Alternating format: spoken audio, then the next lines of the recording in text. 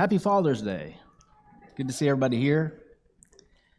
We last month we celebrated Mother's Day, which was great. We had a lesson on supporting the feminine. This month we're going to talk about supporting the masculine.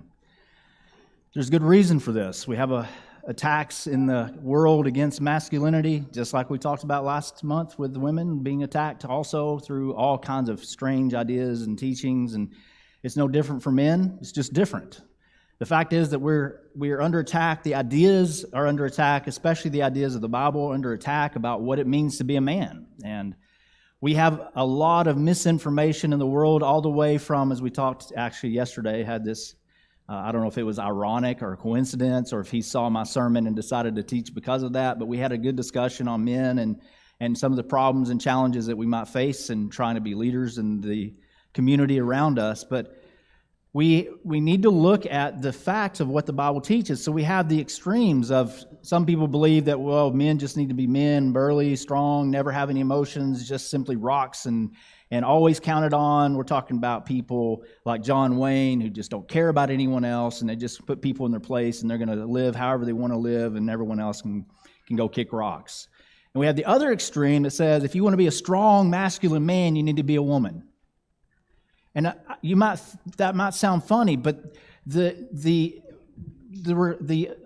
amount of times I've seen people, men and women, but men who talk about the attributes of what they see as what masculinity is about, they go so far as saying, well, if you were just a woman in a man's body, everything would be great. But God did not make us, men and women, to be the same. He made us to be different. He intended for that to be different. We're going to talk about that. But men have always been and always will be, and this is no offense to women, but men have always been and always will be the builders of society, the builders of culture, the builders of civilization. And of course, women have a part in that, a major role in the building of society, especially with culture and the arts and all kinds of things related to that, which we talked about last week. It's amazing that to have so many caveats. I had a discussion the other day, and I said, I want to talk about Christian men. And the number of objections that came up said, well, you can't talk about this, you have to talk about this, and you have to have all these different qualifiers before you can actually get to the point. Listen, I'm talking about what the Bible says masculinity is, how we should respond to it, what we need to do for it. I'm not talking about anything else. I'm not talking about anyone else. I'm also not implying that if you are a woman that you're not important. This is not about you ladies. This is about the men. And we need to be able to support the masculine, and we need to be able to uphold that and the ideals that are there without feeling like we got to explain everything else too. I did this last month, and I said, guys, I'm not talking about you. You get yours next month. Well, you're getting yours now. So this is what we should be talking about. First of all, there are clear distinctions that God intended for us to make. And there are many, many principles. I just decided to go ahead and pull out what I talked about last time. And that is God has shown that He has these principles, and that's even put into the law of Moses. It says in Deuteronomy chapter 22 and verse 5, a woman shall not wear anything that pertains to a man, nor shall a man put on a woman's garment, for all who do so are an abomination to the Lord your God.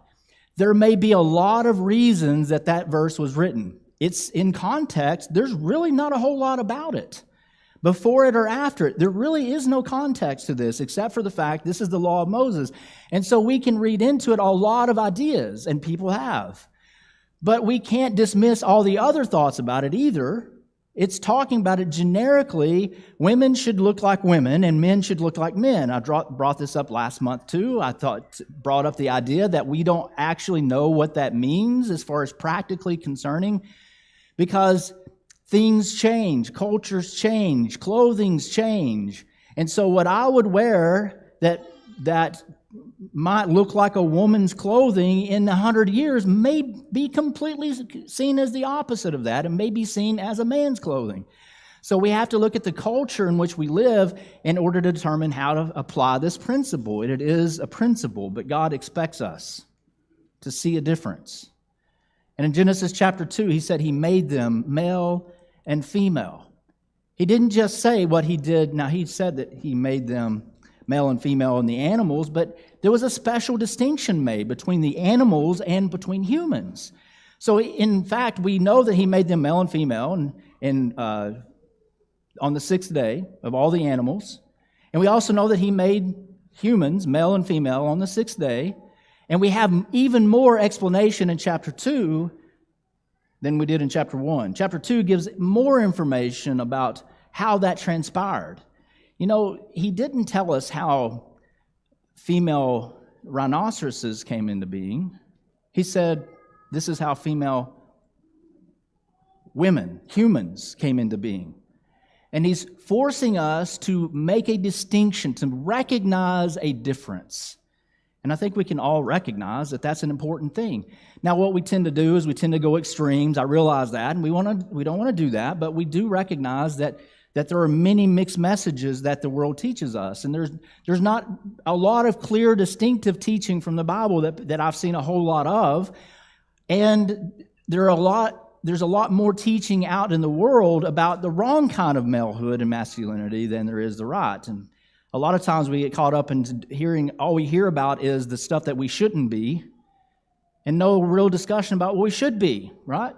Well, don't be this way, don't be this way, and don't be this way. And so it leads a lot of men to conclude, well, I can't do anything right. I might as well not be a man. I might as well not even be here.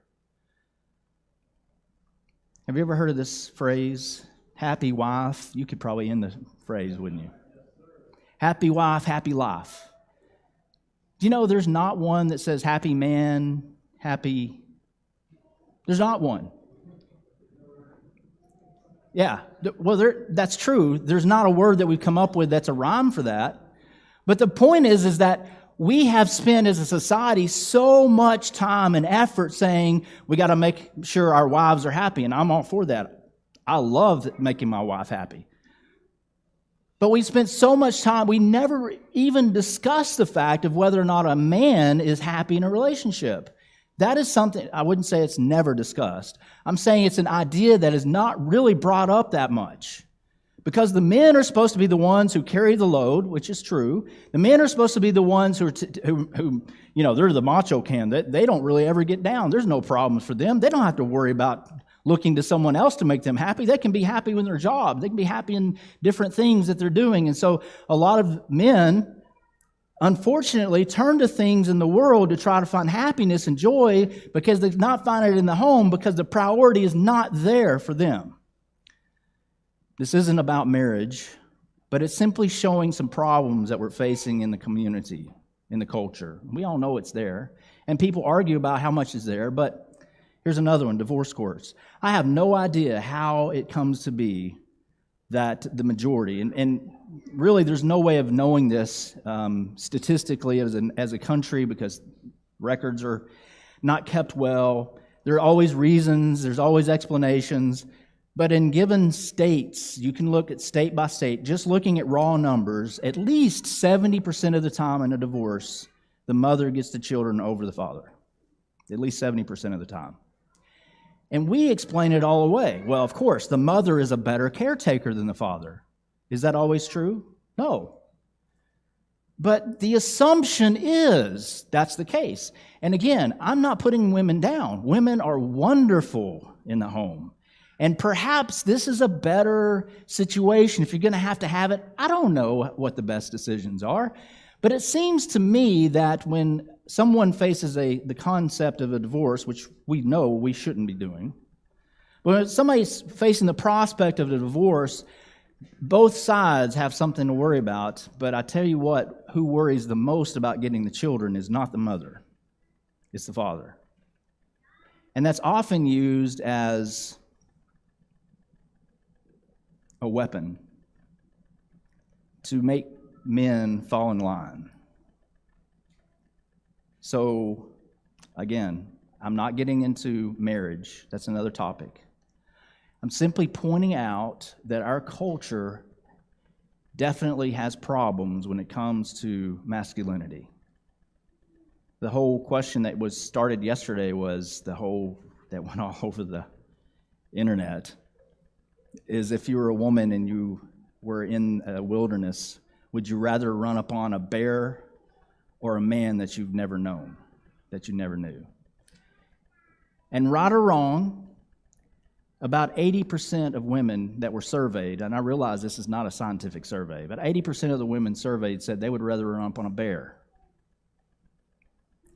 Is it really the case that if you run into the average man on the streets, that he is more likely to hurt you than a wild bear?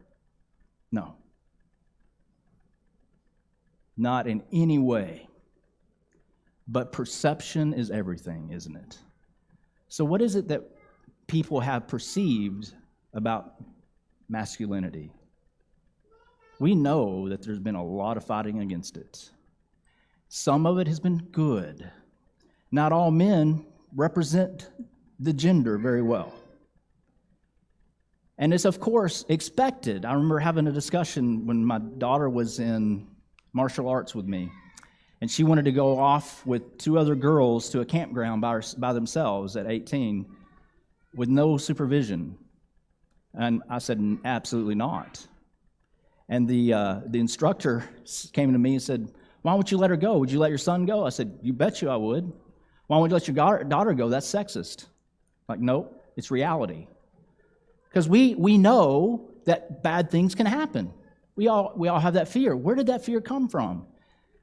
Television, TikTok, everything that's represented about man is either he is inept, stupid, incapable of taking care of himself, or he is a horrific monster who wants to do nothing but hurt and mutilate and kill. Those are the 2 things we see about humanity, about men, for the most part. We don't generally have good role models about strong men who actually can take care of themselves and bear responsibility. That's something that we don't talk about. So how can men support men? You know, the best thing that we can do is to embrace our responsibilities. There are so many people that I've run into in the world, men and women, but this is about men. So many men I've run into who want to use their maleness or their manhood or their rights that they have as being the man of the house to escape reality and do things that they want to do, instead of sacrificing themselves and embracing the responsibilities and carrying the load of what life is. You will find, men, listen, you will find your value and your worth in accepting and embracing and carrying your responsibilities in life, not by trying to escape the responsibilities. You find value in the things that you are required to do, in the day-to-day interaction that you have with your family, with society, in trying to be builders of society and doing things that are responsible to help other people in this life. You will find more meaning and value in that kind of a role than trying to escape and put everything else on your wife or put everything else on society and blame everyone else for your problems. Guaranteed. You'll find more value and happiness in your life. Let's think about this. Look in 1 Corinthians chapter 11, verse 2. A lot of times we read these, and, I see this. I confess I had these kinds of feelings too. I see this sometimes when it comes out in premarital counseling. We start talking about roles of men and women. It's easy for us to get puffed up a little bit and excited about the idea that we're in control. See, it's not about control, it's about responsibility. And in 1 Corinthians 11, in verse 2, it says, I praise you, brethren, that you remember me in all things and keep their traditions just as I delivered you. But I want you to know that the head of every man is Christ, the head of woman is man, and the head of Christ is God. Now, there's a principle that he's laying down. He's going to spend the rest of this, through verse 16, talking about how that principle is applied in various parts of society. And this relates to specifically about their tradition of head coverings and things like this. But he's dealing with the principle first. What's the principle? That the man is head of the woman. That this is not a place of entitlement. This is a place of responsibility. And so what he's saying here is not, men, you get to rule over your women. The responsibility is listed here as that we are to be providers and helpers and protectors and supporters for the ladies, the women in our lives. And this is exactly what he's talking about when he talks about headship. It's not about being in control. It's about responsibilities that we have. And of course, women have responsibilities too. We've already talked about that. But we need to embrace our responsibilities. What does that mean? It means that we help, we protect, we provide, we instruct even sometimes. We provide frameworks. We help everyone in our lives, men and women. We are leaders in helping other people establish society itself. And the more men pull out of society, the more society is going to crumble. Not because women are incapable of handling it, because we've got half the population not keeping their end of the bargain. The number one problem we're facing in this country right now, in my opinion, is the abandonment of men from their responsibilities in the home. I don't see any other way around it. If the men were in the home, leading in the home and saying, this is where we're going, this is how we're going to live, and in humility, leading their families closer and closer to God, we wouldn't have half the problems that we have now. Most of the problems, in fact, might even come back to the fact that men are trying to escape their responsibilities. And so many other problems come up as a result of that. I don't know how to answer. I don't know how to fix everything, except to say we need to be more like Jesus. Look in 1 Timothy chapter 2.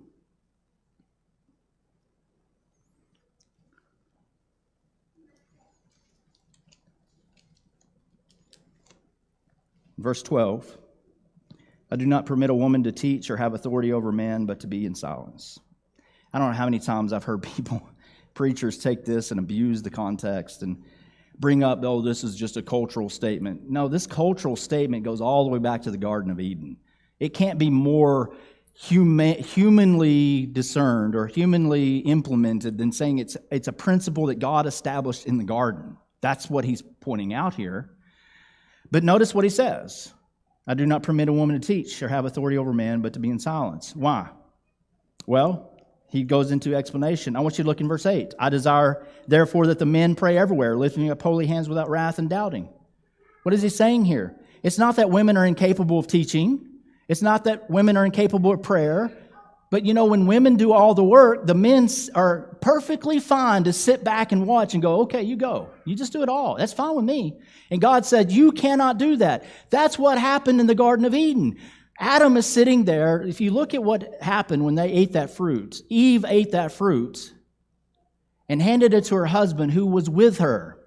It didn't say, I used to think that it said, she ate the fruit and she ran over and found Adam somewhere and gave it to him. No, the Bible says he was with her. And what did he do? He stepped back and said, yeah, you go ahead. You go ahead and do that. Knowing it was wrong, he still let her do it. Didn't say a word about it. In fact, my personal opinion is that he did it just to see if she actually would die. And when he saw that she didn't die when she ate it, he said, I think I can eat some now. And you say, well, how do you know that? Because I know men. I am one. And I know anytime I have the opportunity to let somebody else take responsibility that I don't want to take, I'm more than willing to give it to them. And so what do? We step back. You know, I had a discussion one time with my wife early on, and she was really, really worried about bills. And she was upset with me because I wasn't as worried. And I don't know if you remember this, but I looked at her and I said, why should both of us be worried? That's a man's thinking. A woman thinks we need to all be worried, and a man thinks, you can be worried if you want to.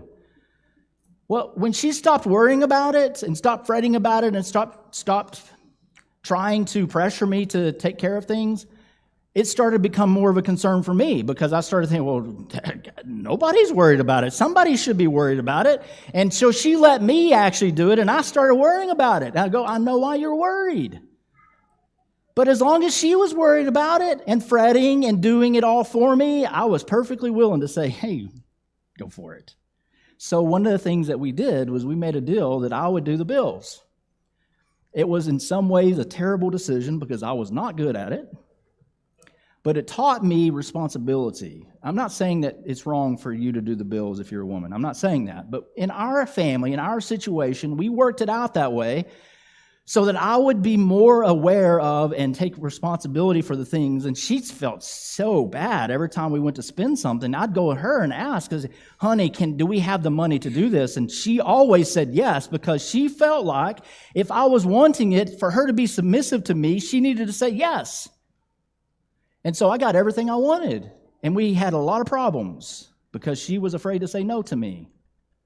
And so I took the bills and had to learn to say no to her, which I really have a problem with for other reasons. But embrace the responsibilities. Look in Ephesians chapter 5.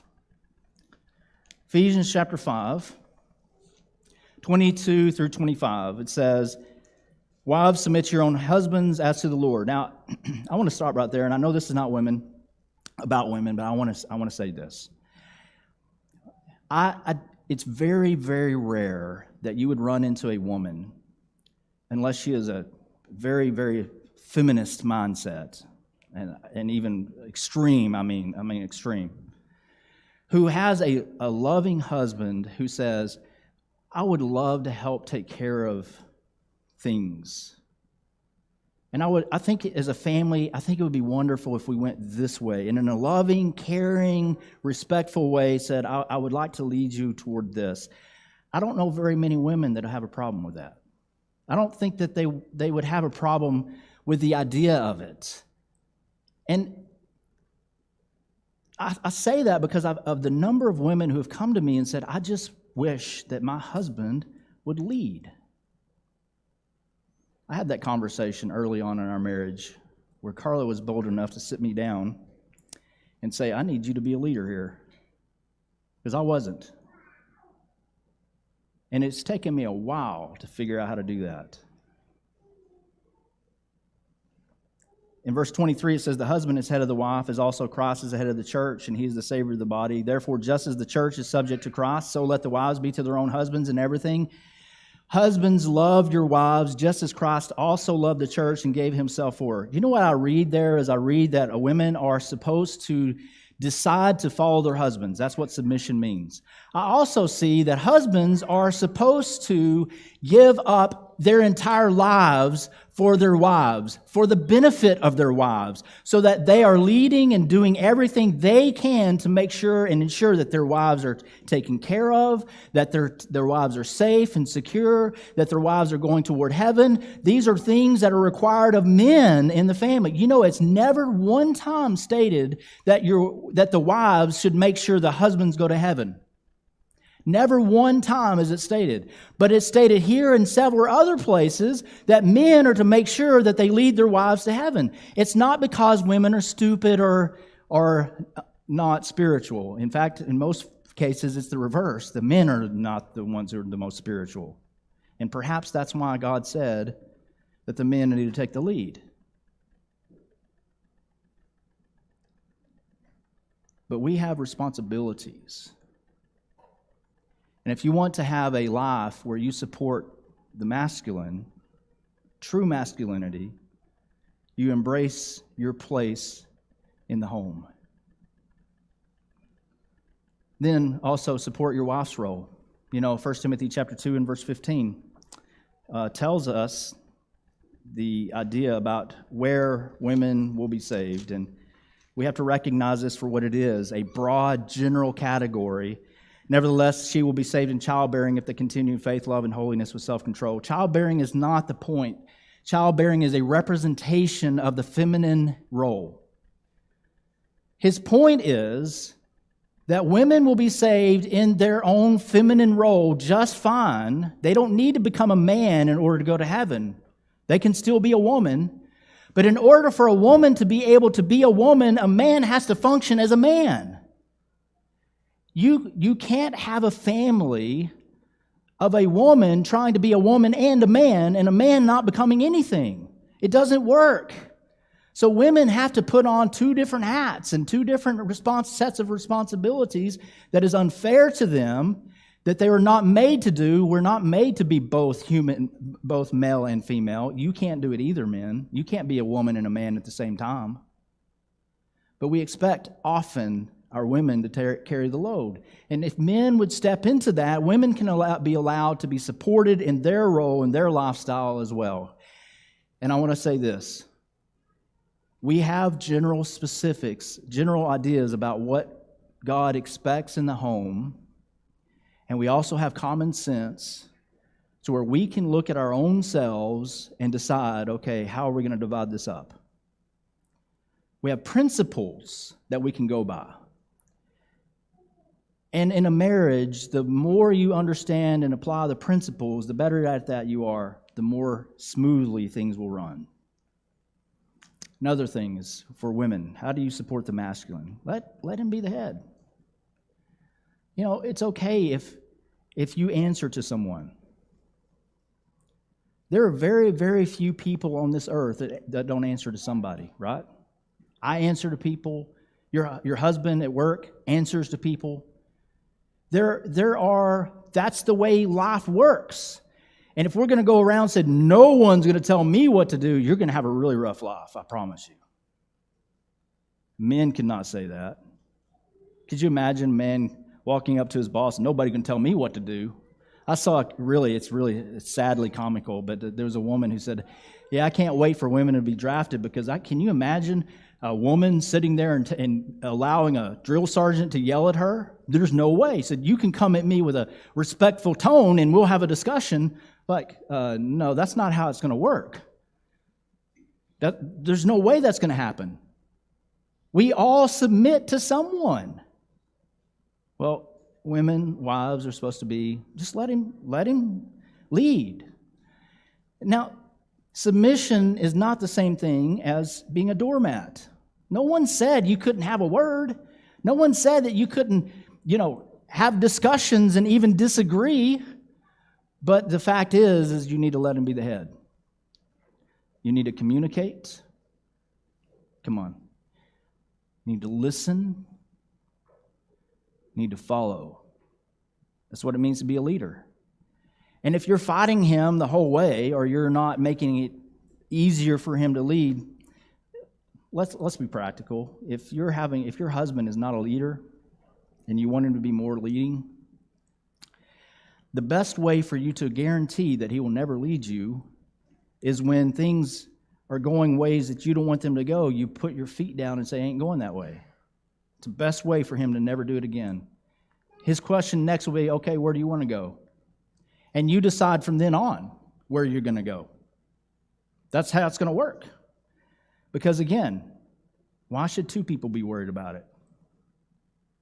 And if you're fretting and worried about where your husband's going, and I'm not saying if he's doing something stupid, I'm saying disagreement on tactics, and you're more worried about it than he is, guess who's going to be the one doing it? So let your husband lead. Let him make mistakes. Because when he's learning how to do it, I promise you, he's going to make some mistakes. And it's going to be okay. You don't have to have everything perfect. Another one is to appreciate his role. It's not easy. And but life's not easy. And when you've had a whole life, your whole life, you have had all these messages about what it means, toxic masculinity, that kind of stuff. Men are afraid to lead today. One of the reasons they're afraid to lead is because they're afraid that if they do, they're going to be ridiculed and they're going to be raked over the coals and all kinds of bad things are going to happen to them. Because we've all heard the stories of the man who opened the door for a woman and she walked out berating him because how dare you open a door. Those little things are teaching men something. I don't want that to happen to me. Men, get some backbone. But appreciate it. It's not easy. Ephesians chapter 5 and verse 33. Nevertheless, let each one of you in particular so love his own wife as himself, and let the wife see that she respects her husband. That's mainly what we're talking about. Look in 1 Peter chapter 3, verses 1 and 2.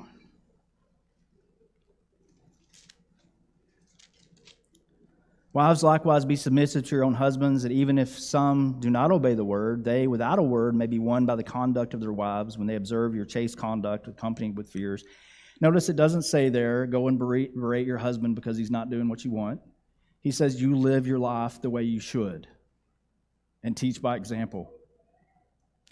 Then in verses 5 and 6, in this manner in former times, holy women who trusted in God also adorned themselves, being submissive to their own husbands, as Sarah obeyed to Abraham, calling him Lord, whose daughters you are if you do good and are not afraid with any terror. Respect for the position that he's in, that he must be in. Help encourage him to take it. And be thankful if your husband is trying at all to be a better man than he was before. Thank God for that. Because it seems there are not a whole lot of men who are willing to make the effort. For whatever reason. And there may be good reasons and there may be bad reasons, but a lot of men are not wanting to make the effort. So be thankful and appreciative. And I think that those will go a long way in helping men be the men that we need. Men, listen, the church needs you. It needs our women too. But the church needs you. Our communities need you. We need people who will stand in strength morally, who will stand in strength and say in vision, who will stand in strength and say we're going to go this way and we'll carry the loads and take on responsibilities. We need more people to take more responsibility, not more people to take less responsibility. And there's so many ways in this world today that we have created and invented for ourselves to escape the responsibilities that are actually what you were made to endure and bear and carry. And so the more you get rid of the responsibilities that you face in this life that are actually in this book, the more unhappy and aimless your life becomes. Because what do you have to live for? Fun and relaxation and enjoying your position of power only gets you so far. But you're going to have a better life when you submit yourself to God and become the man that He wants you to be. So if there's anything we can help you with today, we want to encourage you. Let us know. If you need to be baptized for remission of your sins, we're here for you. We would help. You need to learn more about that, just let me know. We'd be glad to talk to you about it. If you're a Christian already, you need prayers of the church for any reason, let us know. Please come as we stand and sing.